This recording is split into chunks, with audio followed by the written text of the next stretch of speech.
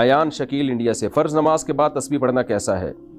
फ़र्ज़ नमाज के बाद तस्बीह पढ़ना सुन्नत अमल है। अलबत्ता इसमें उलमा का इख्तिलाफ़ है कि फ़र्ज़ जिनके बाद सुन्नत मुअक्कदा भी हैं, तो सुन्नत मुअक्कदा के बाद पढ़ी जाएगी या फ़र्ज़ के फ़ौरन बाद पढ़ी जाएगी। अरब उलमा की राय है कि फ़र्ज़ के फ़ौरन बाद पढ़ी जाएगी।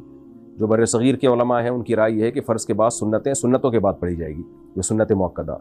दोनों के पास दलाइल हैं। उनकी दलील हदीस का ज़ाहिर है कि नबी ने जब ये तस्बीहात का हुक्म दिया तो फ़र्ज़ नमाज के बाद का तज़किरा किया।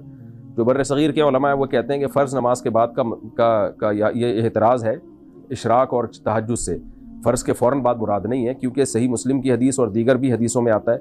हो सकता है हदीस की किताब का हवाला देने में गलती हो रही हो, लेकिन बहरहाल सही हदीस है ये कि नबी सल्लल्लाहु अलैहि वसल्लम फ़र्ज़ नमाज के बाद अल्लाहुम्मा अंतस सलाम के बक़दर बैठते थे, फिर खड़े हो जाते थे।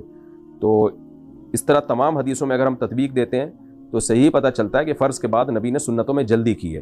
तो इसलिए फ़र्ज़ अपनी मुकम्मिलात के बाद जो है उसके बाद तस्बीह पढ़ी जाएगी। तो जिस हदीस में फ़र्ज़ नमाज के बाद आता है तो उसका मतलब जब फ़र्ज़ सुन्नतों के ज़रिए मुकम्मल हो जाए, सुन्नत मुअक्कदा भी चूँकि फ़र्ज़ नमाज ही की तकमील के लिए होती हैं, तो उनके बाद तस्बीहात पढ़ी जाए। तो सऊदी अरब में इमाम लोग ऐसे ही कर रहे होते हैं, फ़र्ज़ नमाज के बाद तस्बीहात शुरू कर देते हैं, तो वहाँ भी फ़र्ज़ के बाद तस्बीहात शुरू कर दें। 1.5 ईंट की मस्जिद कायम करने की ज़रूरत नहीं है।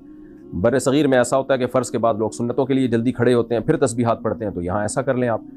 दलाइल बहरहाल दोनों तरफ है। हमारी नज़र में ये जो दूसरा कौल है ना, ये ज़्यादा राजे है। इसलिए नहीं कि बर सग़ीर के उलमा का, इसलिए कि इस तरह से तमाम हदीसों में तत्बीक हो जाती है।